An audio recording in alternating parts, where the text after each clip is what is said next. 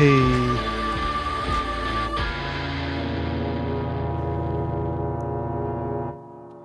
Hey, what's going on? I'm Alex Southey, and you are listening to another episode of Your Worst Song. I have Mabel here on the video version. She's currently sniffing the microphone.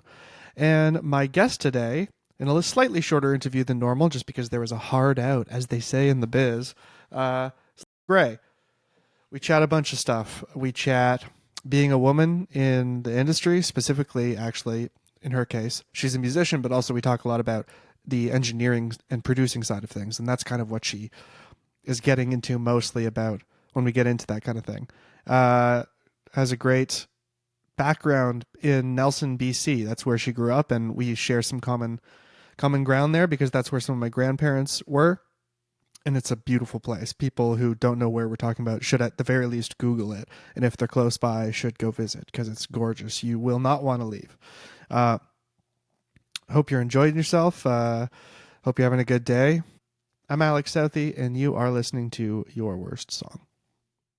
Yeah, nice to meet you virtually. I was doing a little bit of research, as I should, because I'm supposed to be responsible. And it says your bio says you're based in the mountains of BC, and because I'm actually from BC, I would like to press you on that. I want to know, your BC origin. Totally. Yeah, I'm actually based in Vancouver now, but I was born I was born in Vancouver and then raised in Nelson.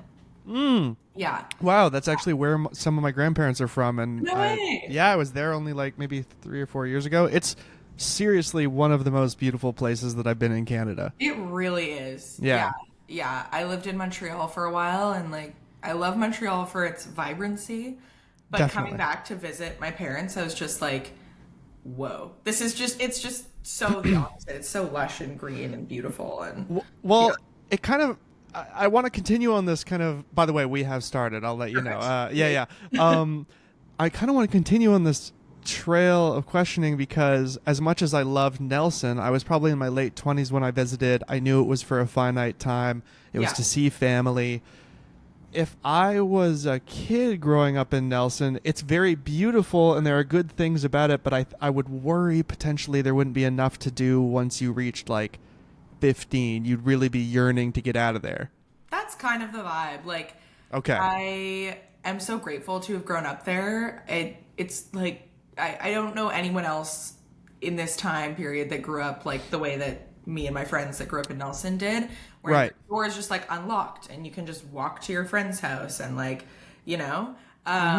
it's a very safe community. Yeah.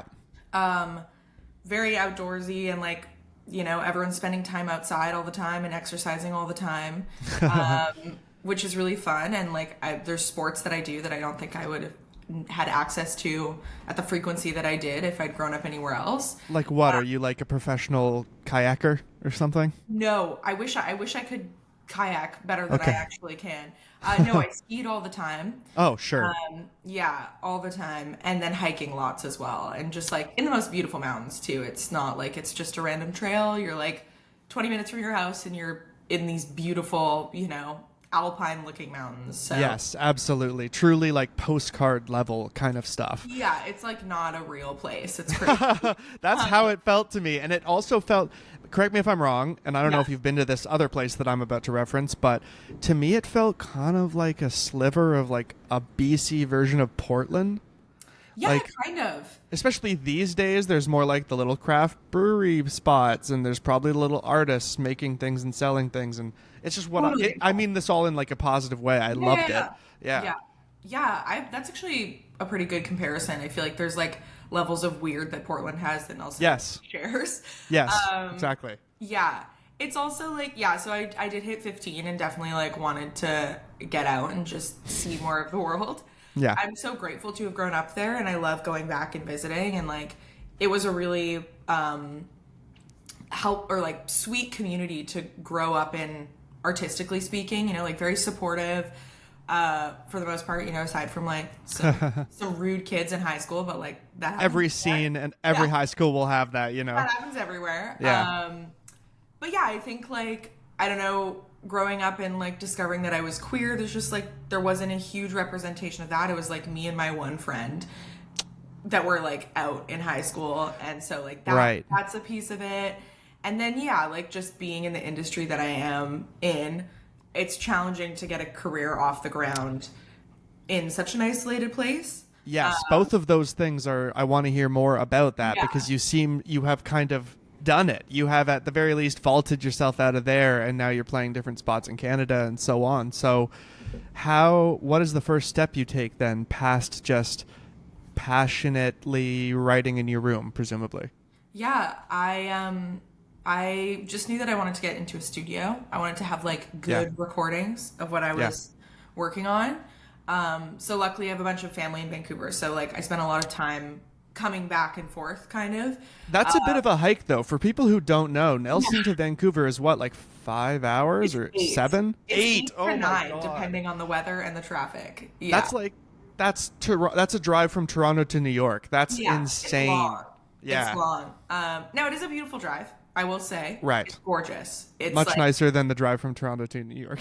yeah, like I remember on my first tour, like I hadn't been to Toronto before I started touring, and on my first tour doing the drive from Toronto to Ottawa, and me and my bandmate, who's also from Nelson, being like so used to, whatever, you're on like a 9-hour drive, it's no problem. You have to go to the bathroom, you just like stop off to the side and like hike into kind of a woodsy Right. area. No problem. And we're driving and we're like, oh no, this is all concrete. Like, Oh yeah, 100%. we can't pull off to the side. Like everyone will see us. We have to find like, a subway or something. Yep. But yeah, it's a trek for sure. So yeah, I'm lucky enough that like my parents were taking us to Vancouver with some frequency. So started saving up money and then went into the recording studio, and I knew I think I started in the studio when I was like 13 or 14, like pretty Oh, young. young. Yeah. Wow. Yeah. I have always had like a one-track mind. I set my sights on something and I'm like, that's gonna happen. That's a good thing for a career where you need to be exceptionally ambitious to Yeah. begin to make it. Yeah. Yeah. So yeah, I hopped into the studio at Blue Light in Vancouver here, and then did my first EP and continued working with them for like my next album, and then met one of the producers there who's kind of like more freelance, and we started working together. And then I kind of over the pandemic wanted to have I felt like I didn't have the language to be able to communicate what I wanted my album to sound like. I was Oh, really yes. like I Yep. want it to be this sound, but I don't know like how do I voice that? How do Yeah, I it's hard. It's frustrating to describe around the thing instead of just describe the I want it to be thing. bubbly, and he's like, Yeah, exactly. yeah. So then I started kind of like just watching videos on just like really entry level production stuff. Yeah. And that sparked an interest in like that side of things, because before it had really just been songwriting for me.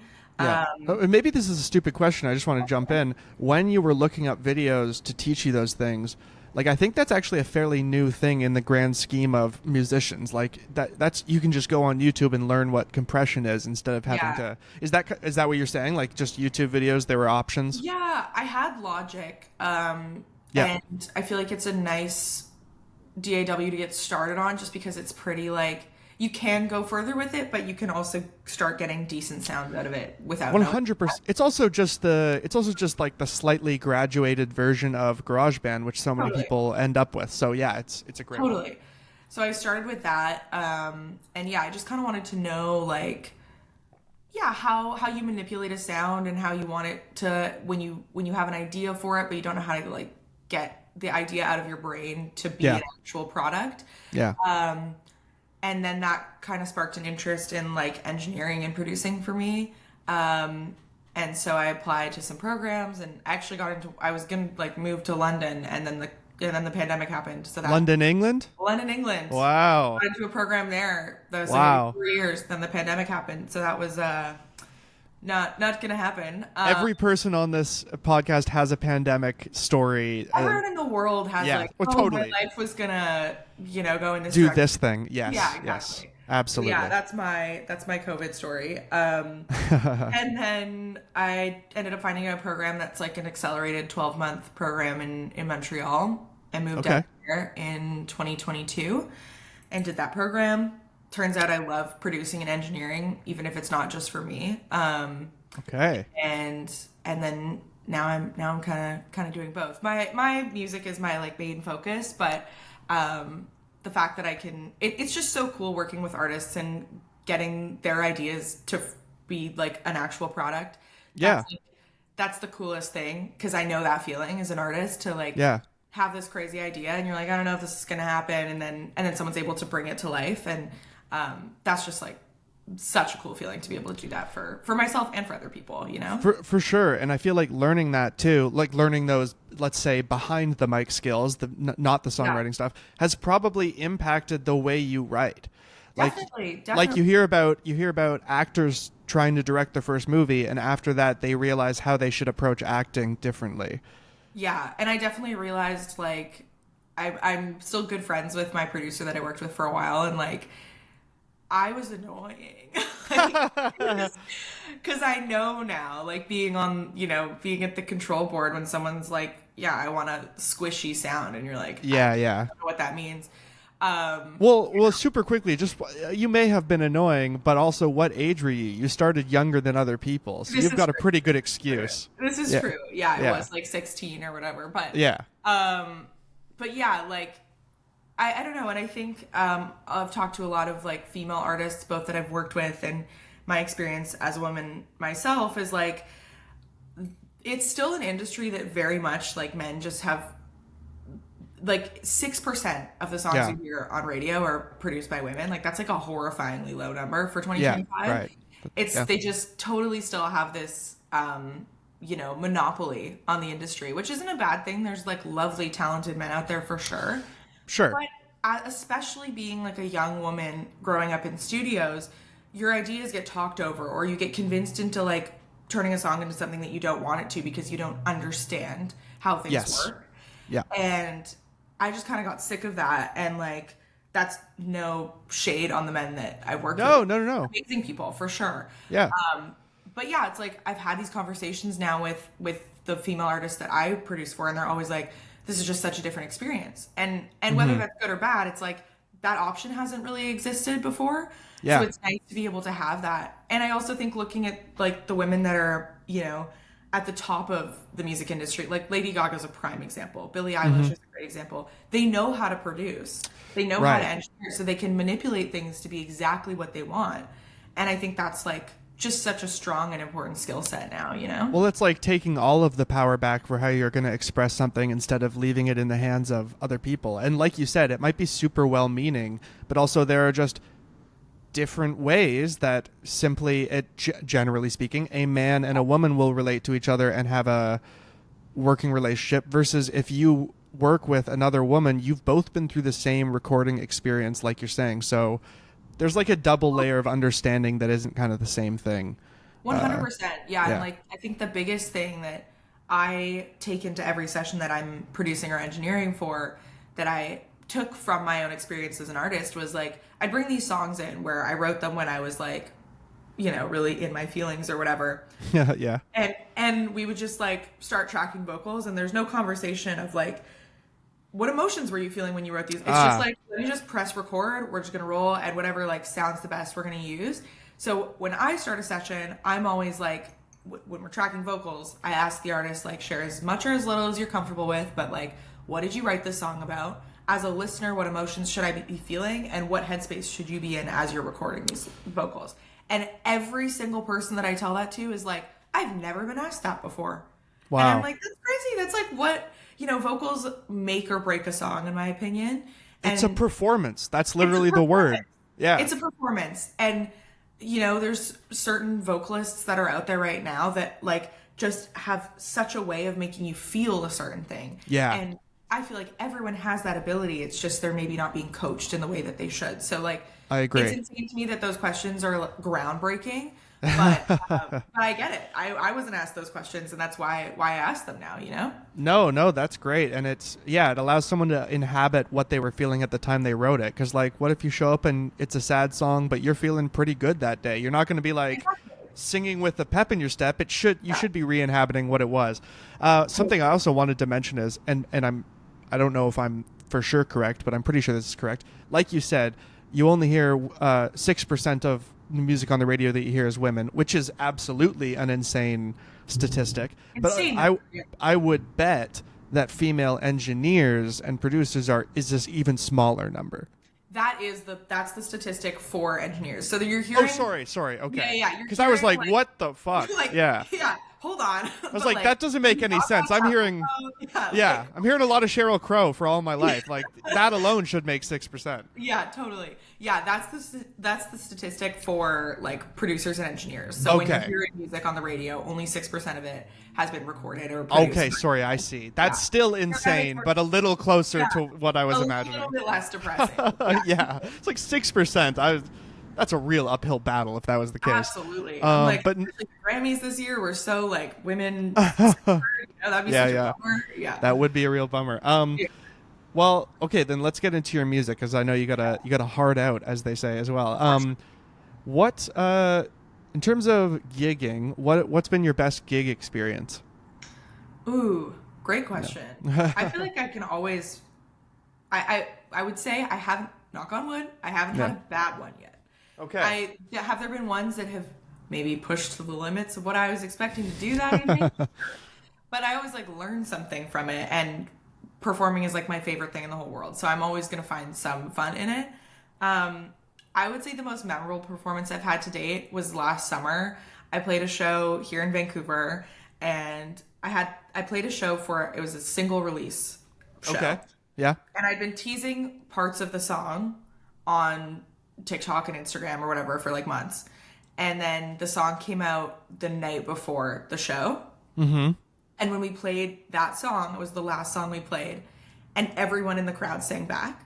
Oh. And it was crazy because not only, that's the coolest feeling in the world when you're like, oh my God, I wrote these lyrics like by myself in my bedroom, and now there's like 150 people singing them back to me.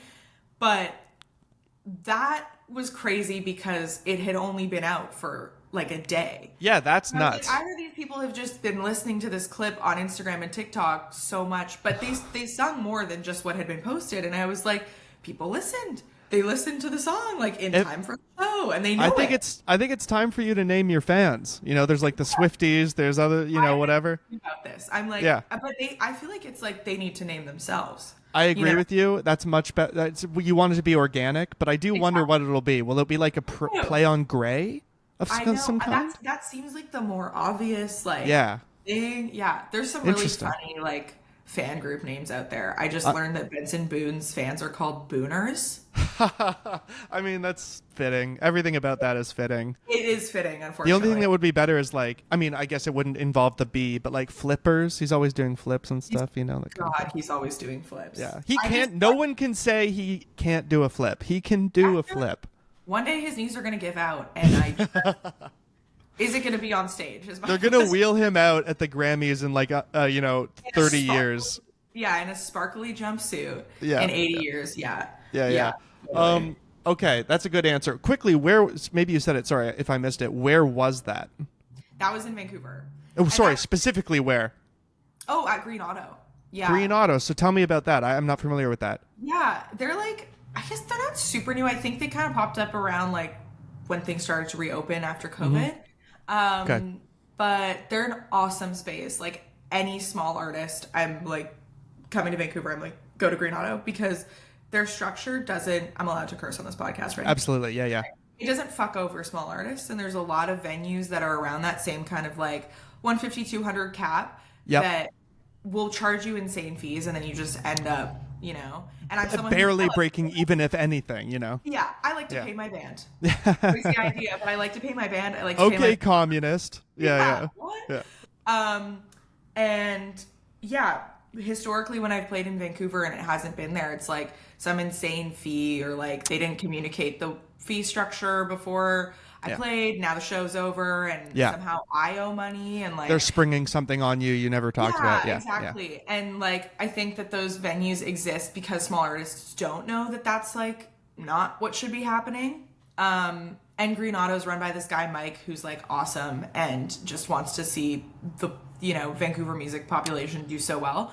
So it's never a money loss show. It's Usually I'm at least breaking even. Sometimes crazy, I even get to pay myself. So, yeah, it's like, How should people be picturing this place? What is it like? Does it look like a version of a bar with a stage? Is it like no, Green Auto sounds like an auto car thing? and that's what it was. It was a Okay. body shop. So it's got this like roll down top. It's a very industrial Oh, feeling cool. space.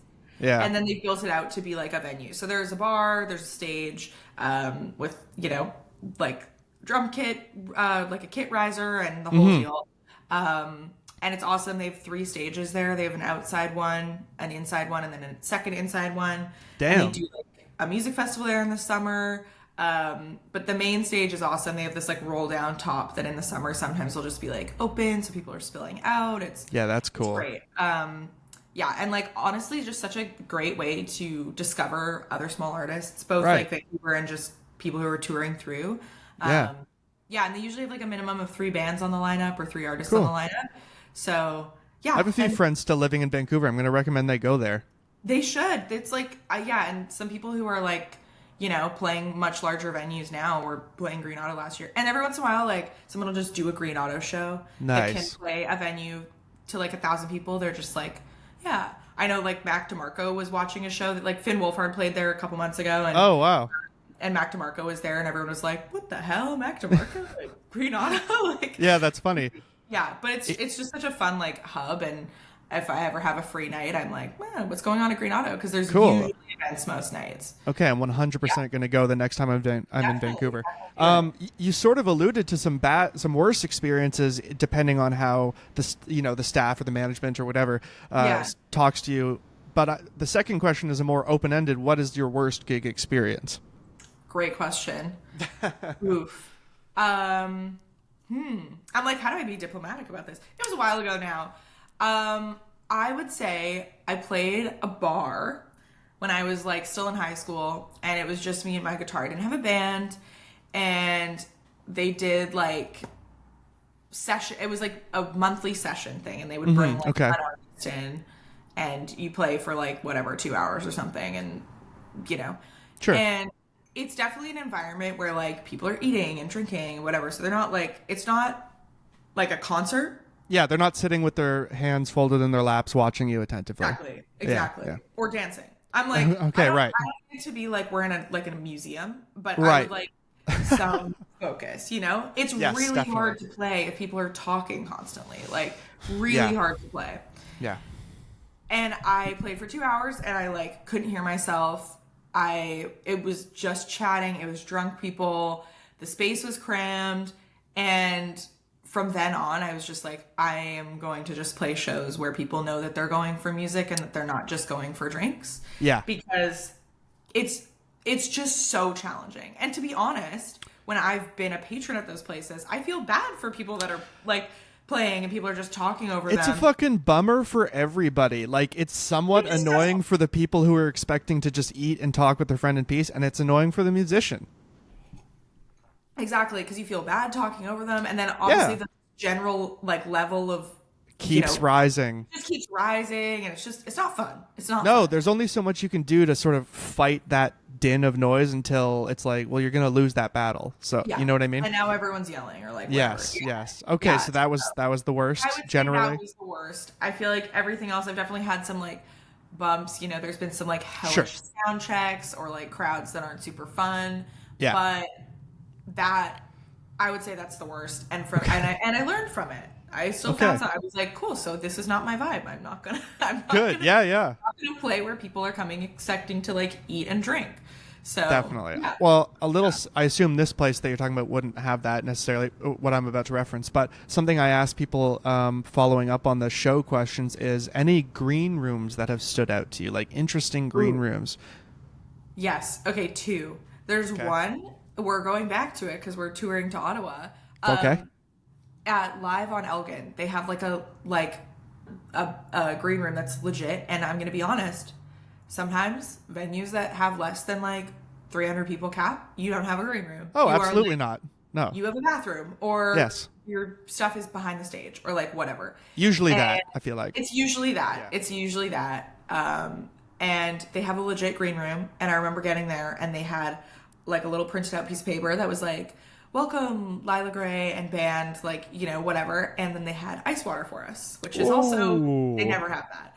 And I just Yeah. was like, oh, this is legit. This feels like a nice, like a nice welcome. My name was also up on the marquee at that venue. So it was So just like, cool. yeah. And we came to Ottawa, like not really knowing what to expect. And I remember like pulling up and tickets hadn't been selling that well. And I was just like, why did I book Ottawa? Like what was that? I think it was just like, oh, it's in What between was that? Montreal and Toronto. Yeah. And it ended up being like maybe my favorite show on tour. Like we had so much, Wow. it sold out. The Yeah. crowd was awesome. Like it was a great, great show. And so yeah, that green room stands out. And then the Okay. second one I would say Yeah. is at this venue in Nelson where the green room is like legit green. It's like this Ooh. horrible shade of green. And Oh. it's tiny, but it's really funny that they just like it's a legit green room. Yeah, Like that that. is funny. Yeah. Wow. Yeah. I want to follow up a little bit. Oh, okay. Well, there's a name of a place in Vancouver that I've played, and it's a basement in Gastown. You'll know it if I say it. Oh, Sorry, oh, it is. It's Guilt and Co. yeah. Okay, so Yeah. their green room is again not a fancy green room. It's more of like a hallway where the people hang out at the back. Hang out before you go on stage. Yeah. But I was still sort of impressed just because in Nice. general it's a fancy looking spot. Yeah. So I was like, ooh, the couch that I'm sitting on is a fancy couch in the back. fancy couch. And I see fake or real granite or something here. I was impressed. Yeah, Yeah. that's so funny. A friend of mine works at Guild and Co. I'll pass that message along. Pass it along. Love the green Love the hall. green room. Yes. Yeah. Totally. Okay, song wise then, song wise. Actually, you know what? Super quick. I want to know if you have any like tried and true methods of getting people out to a show. Maybe the Ottawa show is an example. You were worried about not selling tickets and then it ended up selling out.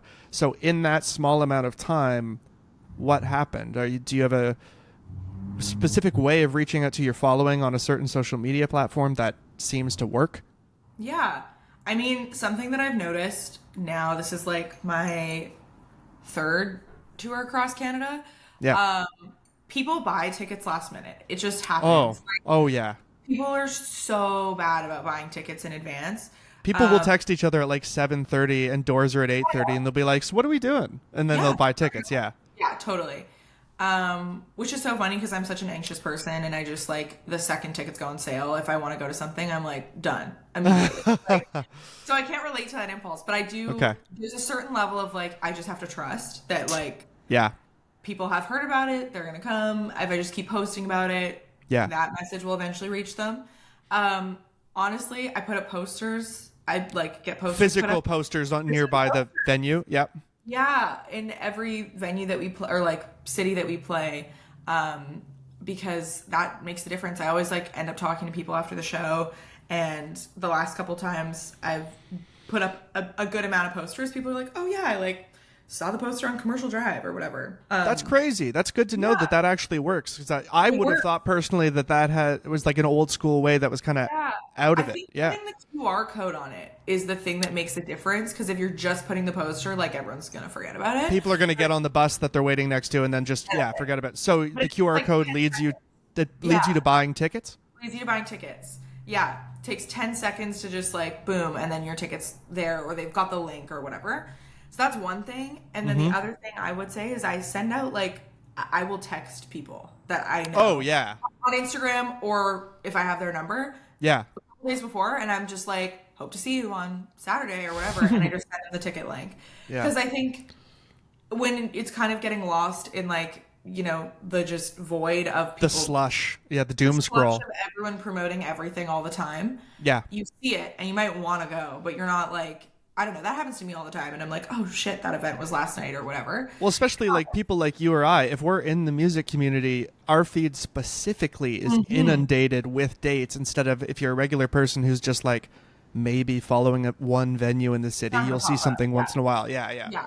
Yeah, exactly. There's things to go to all the time Yeah. that are music related. So yeah, and I think I actually got that idea from a friend of mine who plays like, she's very successful and tours all over the world, and she's like, yeah, I'll just send off messages, and I'm just like, hey, hope to see you, whatever, No, that's this smart. date in this city. And Is your friend like Lord? Oh, it works for her. No. My friend is Lord. yeah, my friend Lord. No, Ralph. She's from Toronto, actually. Rob. Okay, cool. I got to follow Yeah. up with them then. Yeah. And But that's yeah, interesting to know. it's a good strategy. Like Yeah. it fully is. And I've had other artists be like, "That's so smart that you did that." Like they come Hmm. to my show and they're like, "I love that you texted me because like now I'm gonna do that for my shows." Yeah. So that's been kind of it's a lot of work. Like it's draining. You know, you have to It's think like about. tedious admin kind of work, Oh my right? God, yeah. But It's like this is something that this is related to that. This is something that I would struggle with. It makes sense that that's a strategy where it works because you're bringing the yeah. link and the message directly to someone specifically. But I'm an anxious person too, and I would maybe feel. I think what stops people from doing that is they would feel like it's an overstep, even though it's actually not, and people usually appreciate it. Like I Yeah. assume you're not texting like strangers.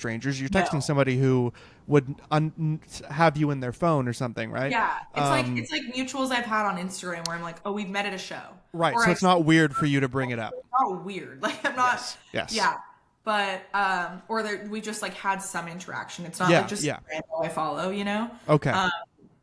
But yeah, it's definitely Yeah. the first time I did it, I was like, this feels like a little weird, but now I'm kind of like, no, but this is what gets people out. Exactly. So, It's just something that you need to eventually be I think okay there's with. And lots of aspects of like promotion, especially as an independent artist, that are just like, I hate myself a little bit for this, but I yeah, have to go for it. it's like a bit of an icky I post on feeling. TikTok, I'm like, kill me, but Yeah. it works. Like the metrics are there. I see that it's working. So, is this a corner of my identity that I want to like exploit? No, but am I going to? Yes. You Oh, that's know? the most real I've heard somebody be in Yeah. a while in this. Yeah. No, I respect that a lot.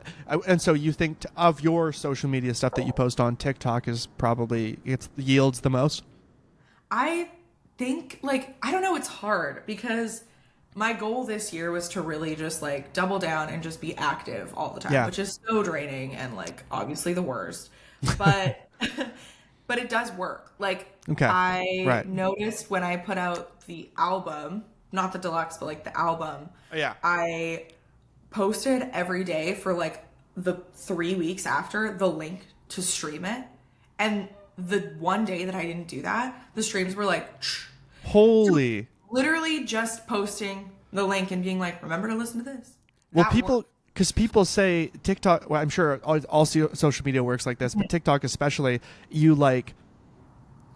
You get what you give. So the more you go on it, the more TikTok is like, oh, this user posts a lot. Let's post Let's them boost. more. Yeah. Yes. Yeah. Yeah, everyone's talking about how TikTok wants you to go viral, which it really doesn't feel like that. I'm going to be so brutal. It does Yeah. not feel like that. It feels like you're just like chucking things into the void. But Yes. yeah, I do notice like if I don't post for let's say a week, the next video I post, the views it's like 88 views and I'm like, "Oh." That's Whereas, wild. if I'm posting regularly, it's like 500, 700, like, the It's views a are good way up. to keep users. It's a Yeah. good way. That's It is. smart. It's horrible. It's Horrible, totally, like, but yes. yeah. Yeah. Uh, Not a fun one too. Not one that you're not having fun at any point. Like, Very few benefits in this addiction case. Yeah. exactly. So, yeah, let's move to your songs then. What do you think?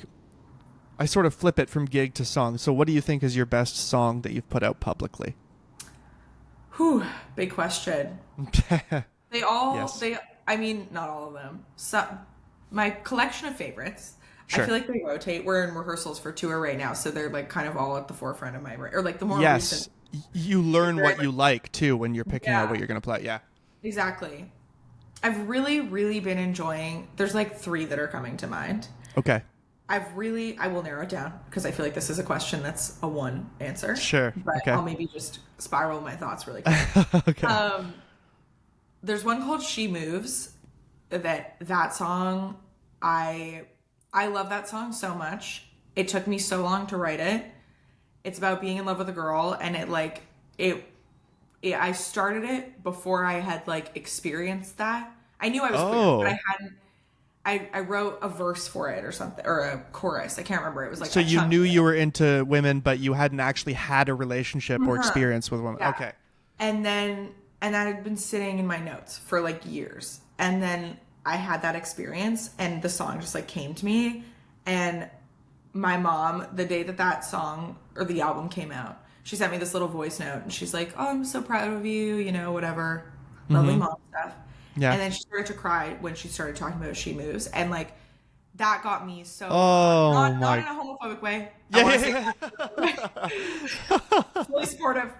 She was just like, that song is so beautiful, and so I know that when I play that song in front of my, I can't look at my mom. Oh, wow, that's so I'm sweet. like, she's gonna cry, and then I'm gonna cry, and it's gonna be bad. Talk about setting a good example. Your mom, I mean. Yeah. Right? Yeah. Wow. Yeah, not for homophobic reasons, for like supportive reasons. Yeah. She was so disappointed. It was awful. So disappointed, but it's my best song. Yeah, exactly. And my bandmates love that one too. Like every time it gets to that point in rehearsal, they're like, "Woo, here we go." But then the other two, that's a mellower one. So when I'm talking about playing live, I love playing higher energy songs. Sure. And right now, the two that are kind of like a toss up for me, Something I Knew Was Missing is like, I remember writing that song so vividly. That's one of the singles off the album. That's the song that everyone sang back to me the day after it came out. I feel like when I wrote that chorus, I was like, this is a catchy chorus. This is something that's going to get stuck in your brain. It does this little again and again, and it's just like, a little earworm. It's a little earworm, but it's not annoying, I don't think. It's annoying. No. I mean that in a good way. Yeah, like you need an earworm in the chorus. You do. And that song has taken on so many forms when we play it live. There's a remix of it. We've done a stripped version. Like, so cool. I love that song in all its forms. So that's probably my favorite song I've ever written. But right now I'm also really vibing with one from the deluxe, which is First to Bleed, because it's like female rage, and that's always fun. So. Okay, that's a good thing. Yeah, it's a good wave to ride. Yeah, I'm going to shoot with Something I Knew Was Missing, because I think that one's just like, I'm coming up on like almost a year and a half of it being written. And almost a year of it being out, and there hasn't been a day that's gone by where I've been like, fuck this song. So that's good. Well, let's get into the song that you think fuck this song. What do you think is your worst song? Okay, so I knew this question was coming, obviously, and I had to reflect on it. There's some that haven't seen the light of day that I'm going to say are the worst songs, but I'm assuming that the podcast is about songs that are out. It must be one that people can look up. Yeah. I'm gonna go. This is gonna cause some division, because I have friends that do love this song. Okay. I don't like this song. Okay. This song I wrote called Loser, which is a song I wrote when I was like literally 14, I think 13 or 14. It's so melodramatic. Like I listen back to it and I'm like, girl, what were you? I wasn't even like going through anything. I think it was it was writing about what you think you should write about as a dramatic teen. Like, it was the end to my first like relationship. Yeah. But like nothing even bad happened, and I just reflect on it, and I'm just like, oh my god, like it's just that time in your life when like any kind of romance just like affects you so wholeheartedly, and I didn't really have a full sense of self, so it's like your identity's wrapped up in it, and I just reflect on it, and I'm just like, pull yourself together is basically what it is. Like it sounds like perfect. It serves as perfect evidence of like you said, when you're that age, you haven't. It's different when you're older. You've gone through different relationships. You know what's a big deal and what's not. When you're 14, it really feels like Romeo and Juliet, life or death. Yes. Yeah, it really does. And I just like. I also think, from like an artistic standpoint, it's not. I'm not saying anything in a cool way or like in a like innovative, eloquent way. I'm like, it's like some of my worst songwriting. I'm like, dude, you put this out. Like, you can at least, again, you can really cut yourself some slack for being young when you did that stuff. That's so true. But like, I don't know, as a music lover, like there's songs where I'm like, okay, so I think of it in the way that I think of food, where I'm like, there's like junk food, where it's like, there's no artistic merit in this, but God, it tastes good. Yes, like, right. Just like garbage pop, where I'm like, it doesn't mean anything. What are they saying about whatever? But it just hits so good. Yeah, hits good for 3 minutes. Exactly. And I'm like, why do I need to keep listening to it? Like, it's a terrible song. And then there's like, this song's changing my life, and every time I feel something, I need to like listen to the song because it makes me feel like they understand my experience. Yeah. I don't think this is either. I think this is like, it's certainly not got any artistic merit to it. Like, I really don't think that Psycho Loser is the hook. And I'm like, wow. Psycho Okay, Loser. sure. And That's kind of awesome, though, actually. I kind of love that. thank you. Yeah, I don't know that it doesn't really mean anything. And then, yeah, it's not doing Okay. anything for me. It's Yeah. just like, that, yeah, that would be my worst song. I would Would say. you? I know my best friend will chew me out for this because she loves that song. I think she also likes it in an ironic way. So like, Right. you It's know. one of those things. Would you Yeah. ever resurrect it? Would you ever play live? Ooh, good question. Yeah. This has been on my mind because I feel like something that TikTok's been doing recently is like bringing up horrible songs from artists past. Well, they're on Yes, tour. right, The right. prime example I'm thinking of is Katy Perry. What was the old song that they brought up? Okay, I can't remember what it's called, but the Okay. hook is like, you're like an Indian summer in the middle of winter, and she sings it in this insane voice. It's like not her singing voice. Oh, It's really, really bad. Katy And Perry's just been getting punched I- left and right in I watched deservedly or not, but yeah, yeah, I'm going to say I think there's absolutely. there's aspects where I'm like, I'm okay with it. Like, Yes, going up for in sure. space, what are we doing? I completely agree with you. And referring to know? herself as an astronaut, like, come on, like, it is amazing what you got to experience, but don't like cheapen the But word that's 'cause you're astronaut. rich, not 'cause- Yes, Yeah, yes, exactly. Not exactly. 'cause you trained for this. Absolutely. Yeah. But my thing is, like, she's letting it.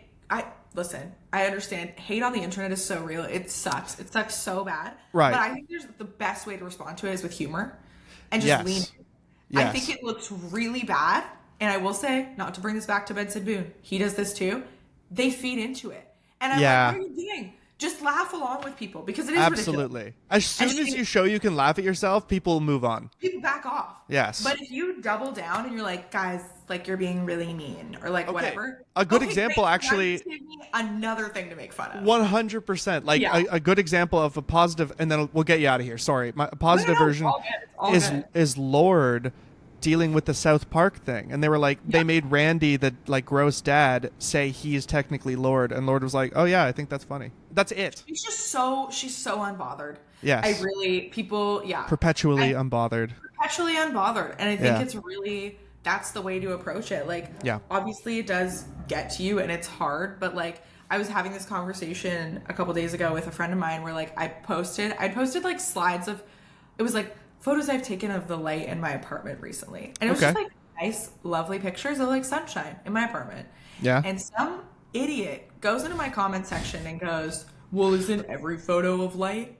And I was Oh, get out of here. and normally, Reported. yeah, I just delete the comment. Yeah, or yeah, if yeah. I think of something funny, I'll reply. Sure.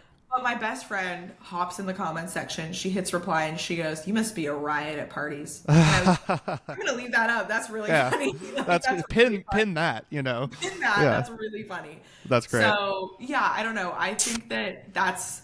I think that's the way to do it. I think that's the way to do it. You just gotta Yeah. lean in. You have to be able to laugh at yourself. and- 100%. And people do leave you alone if you Yeah. say Yeah. yeah, it's funny. So yeah. Anyways. No, I appreciate your insight on that. Okay, well then the last thing I have you do is just restate your name and restate the name of the song choice that you chose for worst song. Totally. I'm Lila Gray, and my worst song is "Loser." It's off of my first EP, Artificial Chemistry.